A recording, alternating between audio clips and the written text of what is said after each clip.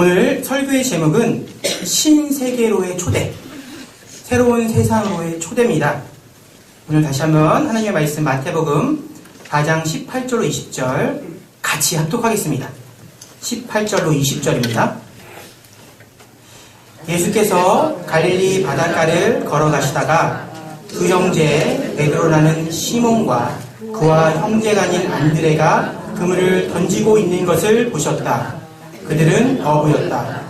예수께서 그들에게 말씀하셨다. 나를 따라오너라. 나는 너희를 사람을 낚는 어부로 삼겠다. 그들은 곧 그물을 버리고 예수를 따라갔다. 아멘. 이 시간 먼저 하나님의 은총과 평화가 이 예배 가운데 함께하기를 기원합니다. 혹시 그런 생각 해보신 적 있으세요? 자신의 삶에 만족하는 사람은 얼마나 될까? 주위를 한번 둘러보세요. 여기 계신 분들 꽤 되는데 저 사람들 중에서 자신의 삶에 정말로 만족하는 사람은 얼마나 될까? 재물이 많은 사람은 정말로 행복할까요? 돈이 많아요. 아니면 남들이 부러워할 만한 권력을 가진 사람 정말로 기쁠까요? 아니면 저처럼 완벽한 몸매에 저 상처받을 뻔했어요. 출중한 외모를 가진 저도 각자 나름대로의 자신만의 그런 부족함을 느끼며 삽니다. 모든 인간은 만족을 바라지만 그 소망을 채울 수는 없어요. 삶의 모순이죠. 그걸 원하는데 그걸 얻지 못해요. 사실 이곳에 오신 이유도 하나님의 은혜지만 냉철하게 한번 생각해 볼까요? 인간적인 그런 생각으로. 왜 예배에 오셨어요? 내가 예수님을 알기 전에 내 마음에 뭔가 허전함이 있었어. 뭔가 갈급함이 있었어요. 흔히 말하는 가슴이 뻥 뚫린 그런 뭐라고 할까? 그런 아픔이 있었어요. 그리고 지금은 왜 오셨어요? 내 영혼의 갈급함을 위해서 이 자리에 오셨어요. 바라기는 오늘도 하나님의 말씀이 그 갈급함을 채우길 소망합니다. 익숙해진 그 예배 때문에 지루함 떨쳐내시고요. 내 삶 속에 미움과 원망 버리시고요. 걱정과 기쁨이 사라지기를, 그래서 예수님께서 보여주시는 그러한 새로운 세상을 오늘 다시 한번 경험하기를 주님의 이름으로 축원합니다. 오늘 본문의 상황 아까 읽으셨죠? 머릿속에 그려보세요. 너무나 유명한 말씀이에요. 예수님께서, 제가 예수님 할게요. 조금 살찌셨는데 이해해 주세요. 예수님께서 갈릴리 바다를 지나시다가 고기 잡고 있는 두 형제를 봐요. 베드로와 안드레. 그 재밌는 사실이, 조금 이해 안 되는 사실이, 예수님이 어떠한 설명도 없어요. 그냥 뭐라고 하셔요? 날 따라와. 내게 새 삶을 줄게. 예수님의 입장에서는 부르심이지만 두 형제의 입장에서는 뭐예요? 새로운 세계로의 초대예요. 그들의 삶은 어땠어요? 그들의 삶이 정말 행복했을까요? 우리랑 똑같았어요. 매일매일 반복되는 고된 삶, 먹고 사는데 급급했던 그 지긋지긋한 삶에서 예수님께서 부르시는 거예요. 그러한 새로운 세계가 우리에게 만약에 펼쳐진다면 가시겠습니까? 가실 거예요. 정말 예수님께서 오셔서 오셔갖고 자 윤수야, 자 누구누구야 가자라고 하면 따라가실 거예요. 따라가셔야만 하죠. 근데 그렇게 예수님께서 초대하시는 새로운 세상을 경험하기 위한, 참여하기 위한 필수 조건이 있습니다. 이미 알고 계셔요? 뭐예요? 믿음이에요. 예수님을 향한 전적인 믿음이에요. 진짜 믿음이 있으면 그분께서 보여주신 그런 새로운 삶을 살 수가 있습니다. 되게 은혜로운 얘기인데, 되게 좋은 말씀인데, 문제는 이거죠. 여기 계신 분들, 믿음의 가정 여러분, 예수님을 믿은 후에 정말로 새로운 삶을 살고 계십니까? 성경에는 분명히 수많은 사람들이, 한두 명이면 말을 안 해요. 한두 명이면 착각이야, 그들의 환상이야 라고 하겠지만, 예수님을 정말로 만나는 진정으로 믿음을 가진 사람들은 다 예수님 만나고 삶이 바뀌었는데, 나는 여전히 예수님을 알기 전과 예수님 만난 지금도, 예수님을 믿는다는 지금도, 교회에 열심히 나오는 지금도 그 이전과 별 차이가 없다면, 내 삶은 여전히 그 타령이라면 뭐가 문제예요? 내 믿음이 진짜인지 점검해 보셔야 합니다. 내 믿음이 정말 인정받을 만한 믿음인가? 부끄러운 고백이에요. 이 시대의 교회가, 이 시대의 설교는요, 그 구원의 가장 중요한 조건인 믿음을 축소화시켰습니다. 과거 카톨릭이 부패하면서 그 썩은 그 잘못된 신앙에서 나오자 그 개혁하며 외친 오직 믿음이라는 그 표어가, 그 슬로건의 그 진짜 의미는 뭐예요? 행함을 동반하는 믿음이에요. 근데 오늘날의 믿음을 너무 우리의 머릿속에만 가둬버렸어요. 우리의 관념적으로만 이렇게 정의해버렸어요. 오늘 설교는요, 제 말씀은 결코 행함이 구원이 조건에, 행하는 것이 구원이 조건이라는 말은 절대 아닙니다. 오로지 믿음으로 구원받습니다. 근데 구원받을 만한 믿음이라면, 하나님이 주신 믿음이라면 반드시 행함을 따르는 거예요. 하지만 우리 주변을 보면 삶으로 나타나지 않는, 우리의 행동으로 증명되지 않는 자기 최면적인 가짜 믿음만 넘쳐납니다. 진짜 믿음은요, 생명력이 있고요, 그 믿음으로 인해서 내 거룩한 삶이, 내 하나님 말씀대로 행함이 멈추지 않아요. 행동이, 우리의 삶이 믿음을 증명합니다. 야고보서 2장 26절. 영혼 없는 몸이 죽은 것 같이 행함이 없는 믿음이 죽은 것입니다. 그리고 PPT 하나 넘겨주세요. 일찍이 존 웨슬리라는 목사님이 이런 말을 남겼어요. 마귀가 교회의 믿음 대신에 정말로 믿음같이 보이고 믿음같이 들려서 극소수 사람만이 구별해낼 수 있는 대용품을 주었다. 다르게 표현해볼까요? 많은 이들이 교회에 있는데 믿는다고 생각하는데 사실 그게 믿음이 아니야. 마귀가 심어놓은 뭐예요?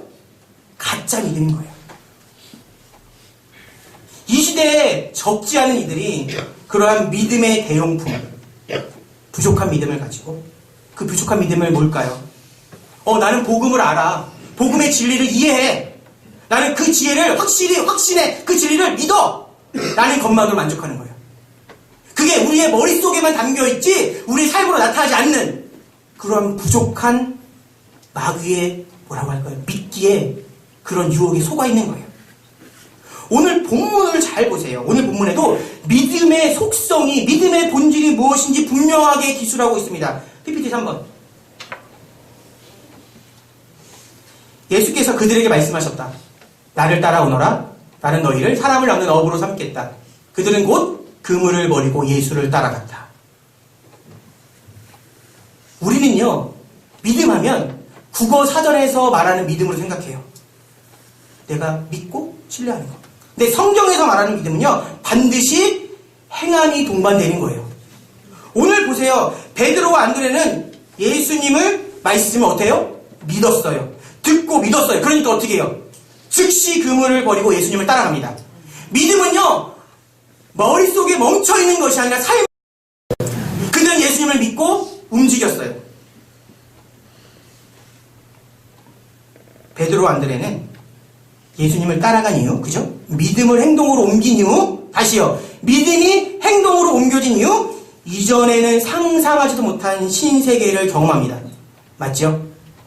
믿음이 내 삶으로 이루어졌을 때 새로운 세상이 펼쳐지는 거예요. 만약 베드로와 안드레가 믿어요 예수님, 근데 그 자리에 계속 머물렀다면 그들이 새로운 삶을 얻습니다.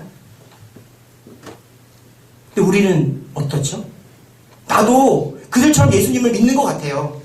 근데 왜 과거와 별 차이가 없죠? 오히려 예수님을 믿기 전보다, 예수님을 알기 전보다 더 살기 힘들어요. 왜? 신앙이 스트레스예요. 그전에는 아무 생각 없이 내 마음대로 살았는데 예수님 말씀을 지키려니까 그게 너무 힘들고 짜증나고 내 삶이 더욱더 괴로워지는 거예요. 성경에서는 약속하죠. 세상이 줄 수 없는 평안을 너에게 주겠다. 멋진데 그 평안을 맛본 적이 얼마나 되시나요? 사실 우리의 삶이 어때요? 매일 그 모양 그 타령에 한숨만 내쉬죠. 울며 기도하는 이유가 뭐예요? 너무 사랑에 감격해서 아니요? 내 삶에 한탄일 때가 더 많잖아요. 분명히 예수님께서 우리에게 약속하셨는데 그걸 믿음으로 순종하면 내 삶이 변하는데 우리는 여전히 그 자리에 머물러 있습니다. 생각해보세요.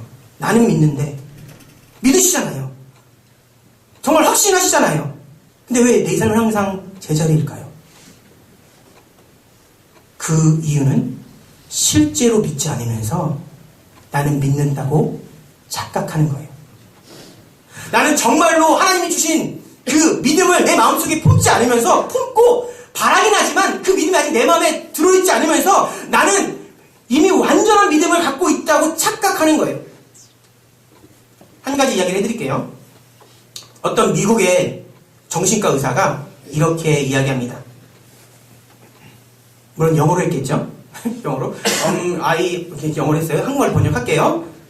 내 환자 중에는 아무런 현실적인 증거가 없는데 그것을 믿는 환자들이 있다. 무슨 얘기예요?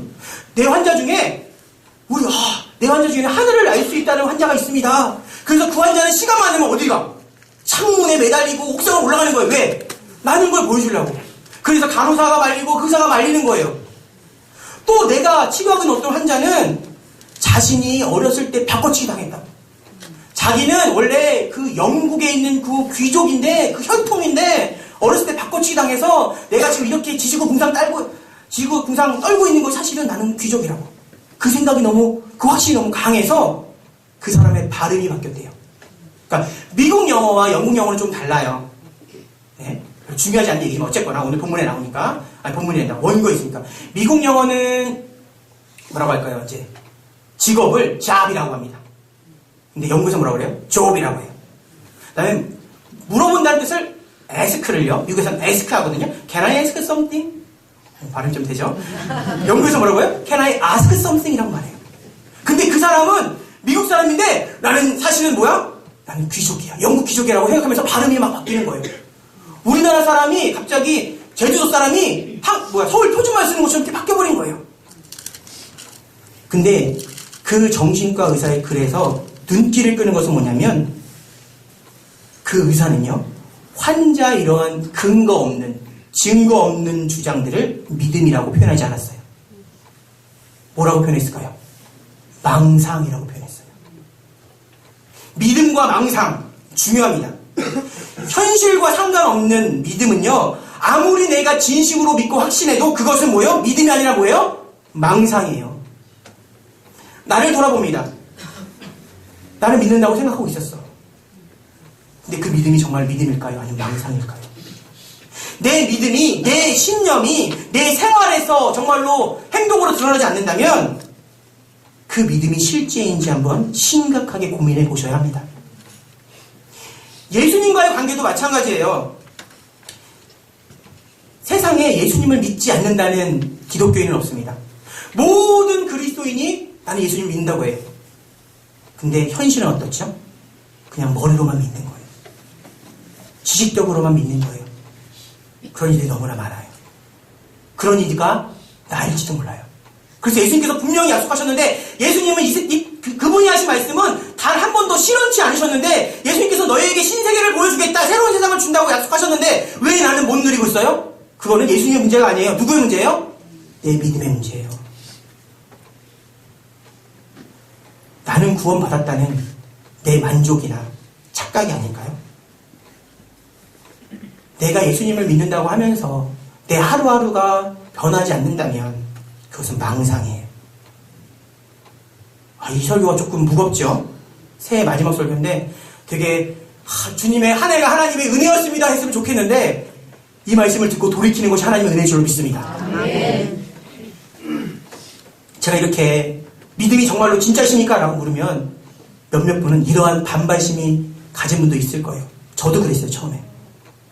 내 신앙 경력이 얼만데, 내가 성경을 얼마나 아는데, 내가 기도하는데 설마 내 믿음이 잘못된 거겠어? 저 사람은 그래도 나는 아니야. 어떻게 내 믿음이 망상이야? 그럴 순 없지. 아닙니다. 충분히 그럴 수 있어요. 우리가 충분히 착각할 수 있어요. 성경 구절 한번 볼까요? 우리 마태복음 16장 21절로 화면 보겠습니다. 제가 읽겠습니다. 어떠한 상황인지를 잘 머릿속에 그려보세요. 그때부터 예수께서는 자기가 반드시 예루살렘에 올라가야 하며 장로들과 대제사장들과 율법 학자들에게 많은 고난을 받고 죽임을 당해야 하며 사흘째 되는 날에 살아나야 한다는 것을 제자들에게 밝히기 시작하셨다. 이에 베드로가 예수를 따로 붙들고 주님 안 됩니다. 절대로 이런 일이 주님께 일어나서는 안 됩니다. 하고 말하면서 예수께 대들었다. 그러나 예수께서는 돌아서서 베드로에게 말씀하셨다. 사탄아, 내 뒤로 물러가라. 너는 나에게 걸림돌이다. 너는 하나님의 일을 생각하지 않고 사람의 일만 생각하는구나. 그때 예수께서는 제자들에게 말씀하셨다. 누구든지 나를 따라오려거든 자기를 부인하고 제 십자가를 지고 나를 따라오너라. 처음에 베드로가 어땠어요? 따라갔어요. 믿음 맞아요. 근데 지금은 어때요? 베드로가 따르고 있어요? 안 따르고 있어요? 안 따르고 있어요. 베드로는 예수님의 부르심을 받고 지난 3년간 예수님의 말씀을 듣고 수많은 기적을 보고 예수님과 함께 동고동락했어요. 그렇게 예수님과 함께한 삶이 어땠어요? 정말로 새로운 세상이었어요. 신세계였어요. 그런데 그런 베드로는 자신의 믿음을 확신했겠죠. 그죠? 근데 그런 베드로에게 예수님께서 아주 시퍼렇게 날이 선 비수를 베드로의 가슴에 찔러 넣습니다. 뭐라고 말씀하셔요? 너는 하나님의 뜻이 아닌 인간적인 생각을 하는구나.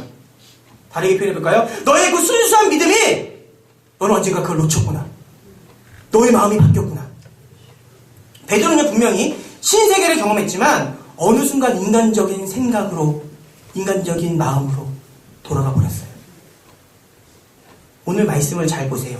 베드로는 예수님을 위하는 척했지만 그의 속내는 자신의 이익을 놓치기 싫었어요. 정말 예수님께서 이렇게 죽어버리면 나는 어떻게 사나요?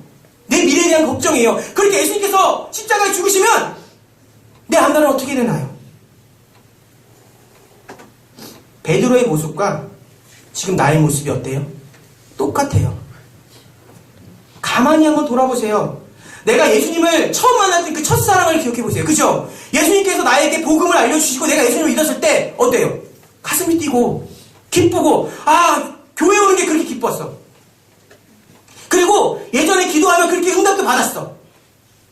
근데 그러한 감격과 기쁨은 어느새 아침 이슬처럼 사라져버렸어요. 지금은 어때요?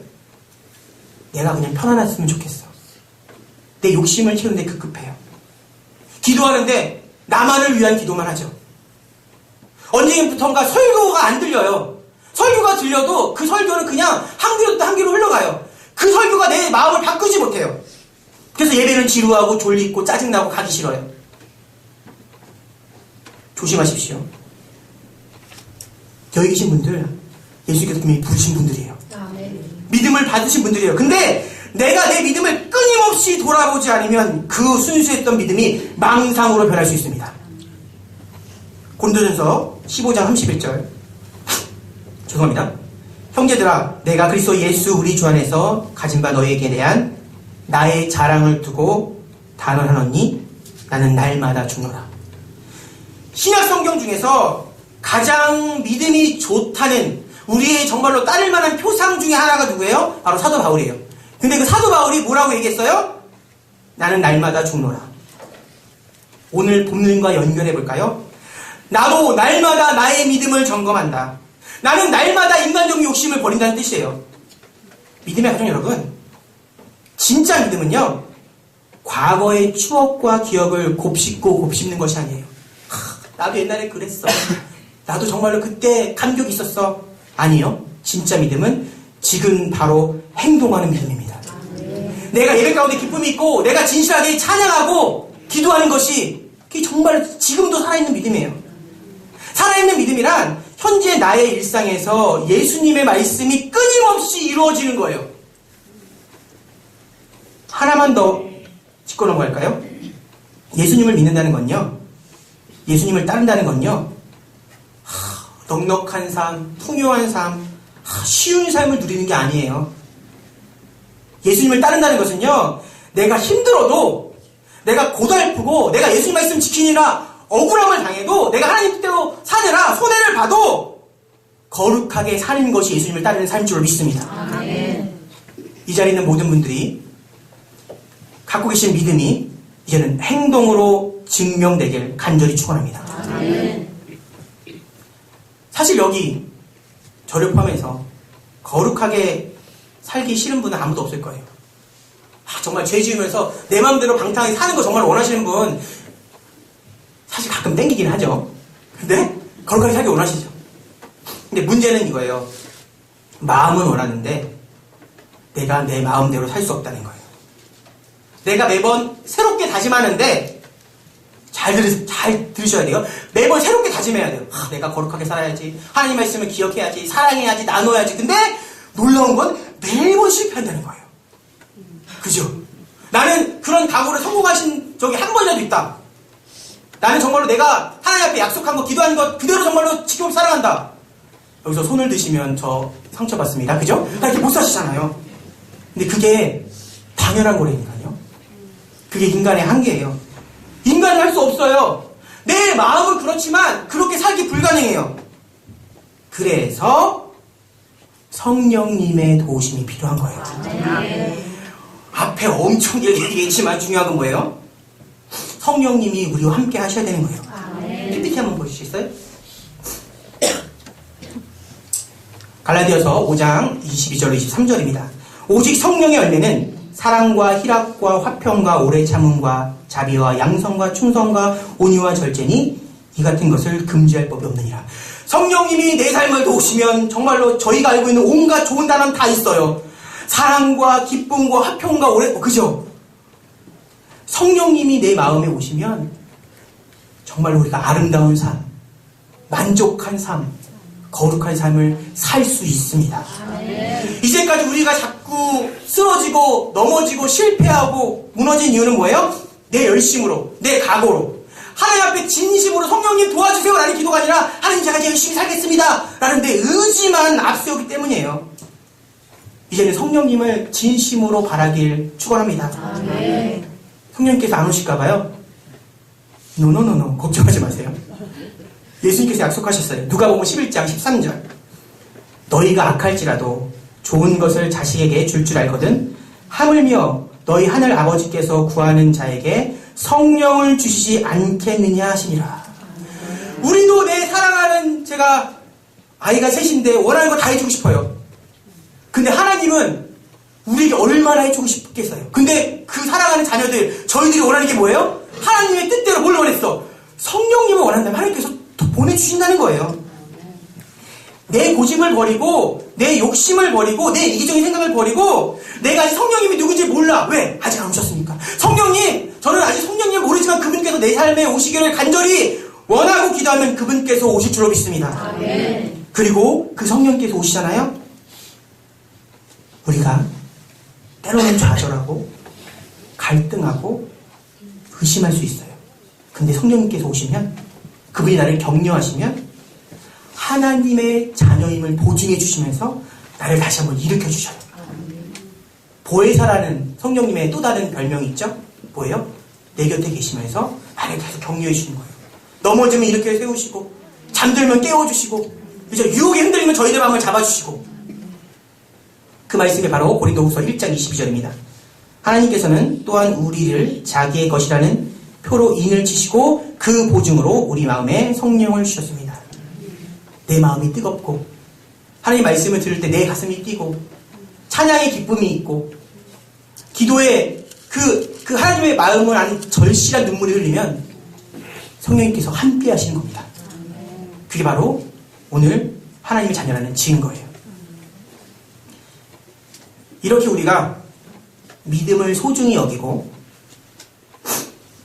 성령님을 사모하면 예수님께서 약속하신 새로운 세계가 펼쳐집니다. 우리는요, 믿음을 너무 멀게만 보는 실수를 할 때가 있죠. 내 삶이 너무 고달프고 힘들다 보니까 그 내 삶에 대해서 소망을 잃어버렸어. 그래서 항상 어떻게 해요? 저도 그랬어요. 지금도 가끔 그래요. 주님, 천국만을 바라보며 삽니다. 왜? 내 삶에는 소망이 없는 것 같거든요. 근데 예수님께서 약속하신 신세계는요, 바로 지금 맛볼 수 있습니다. 바로 지금 시작되는 거예요. 예수님께서 베드로 안드레를 부르셨을 때 야 얘들아 너희들이 나와 함께 살다가 정말로 고생하면 나중에 죽어서 천국 갈 거야 라는 말씀이 아니에요. 그들이 예수님을 따랐을 때 새로운 세계가 펼쳐집니다. 바로 우리도 똑같습니다. 근데 하나 반드시 짚고 넘어갈 게 있어요. 예수님께서 우리에게 초대하시는 그러한 새로운 세상은 세상에서 말하는 넉넉함이나 편안한 삶, 누구보다 성공한 삶은 아니란 거예요.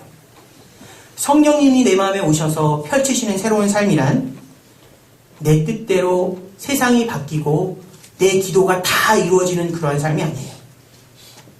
물론 하나님께서는요 그렇게 일하시기도 합니다. 어떻게 해요? 세상을 바꿔주셔요. 내 삶이 너무 힘들면 내 기도를 들어주시기도 해요.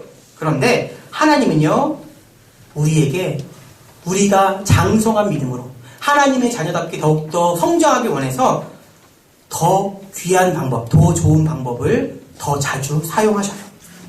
뭐예요? 내 믿음이 자라서 세상을 변화시키기를 원하십니다. 다시요. 내가 기도하고 내가 믿음이 좋으면 내 뜻대로 세상이 변해가는 것이 아니라 하나님께서 원하시는 정말로 복음의 핵심은 뭐냐면 하나님 말씀의 핵심이 뭐냐면 내가 성장해서 그 세상을 바꿔가는 거예요. 그게 성경에서 말하는 빛과 소금의 삶이에요. 어떤 거냐고요? 예수님께서 오시면 아까 읽은 말씀처럼 나는 더 오래 참을 수 있어요. 나는 더 겸손해지고요. 더 배려심이 많아지고요. 더 따뜻한 사람이 됩니다. 그래서 그 전에 나의 삶은 어땠어? 남편과 아내와 부모님과 자녀가 맨날 거의 뭐 아수라장이에요. 싸우고 미워하고 원망하고. 근데 내 마음에 성령이 오시면 그분이 내 마음을 주장하시면 그 가족들을 향한 내 굳어진 인상이 펴져요. 내 친구와 이웃들에게 쏟아내던 그 짜증스러운 가시돋친 말들이 줄어갑니다. 내가 먼저 변화돼요. 그러면 어떻게 될까요?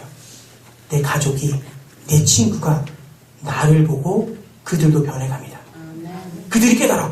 야, 정말로 믿음 있는 사람이 저런 모습이구나. 예수님과 함께하는 사람이 저런 모습이구나. 그들이 나를 보고 예수님에 대해 갈망하고 그들도 그들 삶이 변해가는 거예요. 믿음이 어릴 때는요, 세상이 변하기 원하지만 장성한 믿음이 되면 내가 먼저 변해서 내가 먼저 깨져서 세상을 바꿔갑니다. 예수님께서 제자들을 부르셨을 때의 모습이 바로 그거예요. 처음 3년 동안 그들의 믿음이 시작하기 위해서 예수님께서 뭘 보이셨어요? 세상이 변하는 기적을 보이셨어요. 맞죠? 처음에 그들에게 믿음을 알려주기 위해서 예수님께서 누구신지 알려주기 위해서 기적을 일으키셨어요. 그들의 믿음이 자라납니다. 근데 훗날 어떤 일이 벌어지죠? 예수님께서 떠나셨어요. 그 대신 누가 오셔요? 성령님이 오셨을 때 그들이 변화됩니다. 그리고 변화된 그들이 뭘 바꿔요? 세상을 바꿨어요. 그전에는 바꿔진 세상을 보고 믿음을 가졌지만 이제는 정말로 장성한 믿음이 되면 변화된 내가 세상을 바꿔갑니다. 하나님이 원하시는 게 바로 이 자리에 계신 여러분께 원하는 게 바로 그런 믿음이에요. 행동하는 믿음이 바로 그거예요. 믿음의 가정 여러분, 정말 말로만 듣던 평안과 기쁨, 감사와 만족이 가득한 삶을, 그런 새로운 세계를 원하십니까? 그런 신세계를 맛보기 원하십니까? 성령님을 내 삶의 주인으로 고백하십시오. 그 어떠한 기도 제목, 기도할 거 많지요. 우리가 정말로 바랄 거 많아요. 여러 가지 학생들 공부해야 되고, 대학 가야 되고, 조직장 찾아야 되고, 내 자녀 잘 키워야 돼요. 근데 그거보다 더 중요한 게 뭐예요? 내 삶을 근본으로부터 바꿀 것이 뭐예요? 성령께서 내 삶에 동행하시면 그 모든 것이 하나님의 뜻대로 이루어지도록 믿습니다. 아멘. 그걸 놓고 기도하셔야 돼요. 아멘. 죄송합니다. 한 달 전쯤에 청년부 예배를 마치고 도란도란 이야기를 나누는 시간이 있어요. 그때 한 청년이 저에게 이런 얘기를 했어요. 그 청년이 그다지 그렇게 공부에 관심이 있는 청년은 아니었어요. 미안하다. 내가 예배를 위해서. 목사님, 저는 이제 그 책을 왜 읽는지 몰랐거든요. 근데 지난주에 그 이유를 알았어요. 제가 책 한 권을요, 이렇게 두꺼운 책 한 권을요, 이틀 만에 다 읽었어요. 책 읽는 게 너무 재밌어요. 그 청년은 뭘 안 거예요? 이전까지 몰랐던 신세계를 경험한 거예요. 뭐? 책 읽는 그 기쁨, 깨달음의 기쁨. 이뿐인가요? 주변을 한번 둘러보세요. 술을 이렇게 즐기시는 분이 있죠. 그럼 근데 여기 술 좋아하시는 분 계세요? 손 드시면 안 돼요? 자, 술을 즐기시는 분들은 술이 주는 신세계를 아는 분들이에요. 그죠? 알코올이 목을 넘어가는 딱 순간 그 짜릿함. 그래서 꼭 하는 게 있죠. 소주 드시면 어떻게? 남들은 몰라. 그분만 알아. 몇 분 웃으시면 그분들은 웃으시면 안 되는데 이 상황에서 그 세계를 아시는 분들인데, 아니면 맥주 먹고는 항상 어떻게 해요? 머리에 왜 되는지 모르겠어. 그걸 하는 거야. 그 세계를 끊을 수 없어요. 또 담배 피시는 분들 계시죠. 담배를 못 끊어요. 왜? 그 세계를 알거든. 8분이 예전에 그런 경험이 계시군요. 8분이 계십니다. 지금 웃으셨어요. 하는 순간 어때요? 그 스트레스가 날아가네요. 끊을 수가 없어요. 이건 좀 좋은 예를 한번 드려볼까요? 어떤 분들은 요리하는데 기쁘대요. 요리하기 너무 기뻐. 어떤 분들은 운동하는데 기쁘대요. 즐겁대요. 믿기지 않지만 어떤 학생은 공부가 재밌대요. 이상한 애인데? 뭐예요? 아무튼 남들은 모르는 세계를 아는 거예요. 정말로 나쁜 것이 아니면 그런 세상적인 경험, 새로운 세계 경험하는 거 중요합니다. 우리 삶의 소소한 기쁨이 될 수 있어요. 그렇다면 예수님께서 소개하는, 예수님께서 초대하는 그러한 새로운 세상은 얼마나 멋질까라고 생각해 보세요. 그냥 그 사소한 그 맥주 몇 잔과 담배와 뭐 사소한 노래도 그렇게 즐거운데 그 맛을 끊지 못하는데, 내가 정말로 예수님께서 주시는 그 세계를 맛보면 기도 안 할 수 없죠. 그죠? 찬양 안 할 수 없죠. 내가 말씀도 살지 않을 수 없는 거예요. 바라기는 예수님께서 초대하시는 그 진정한 평안과 기쁨의 세계를 맛보길 축원드립니다. 네. 말씀을 마칩니다. 믿음의 가족 여러분, 이제는 무엇이 진리인지를 깨달았으니 하나님께서 내 식어진 마음을 돌이켜달라고 기도하세요. 네. 내 삶의 자세와 내 인생의 목적이 바뀌게 해달라고 기도하세요. 성령님께서 내 마음에 오셔서 성령님께서 약속하시고 보증하시고 예수님께서 우리에게 펼치실 새로운 그러한 기쁨의 세상, 기쁨과 만족과 평안과 거룩함이 가득한 그러한 삶을 누리는 믿음의 가족이 되길 주님의 이름으로 간절히 축원합니다. 아멘.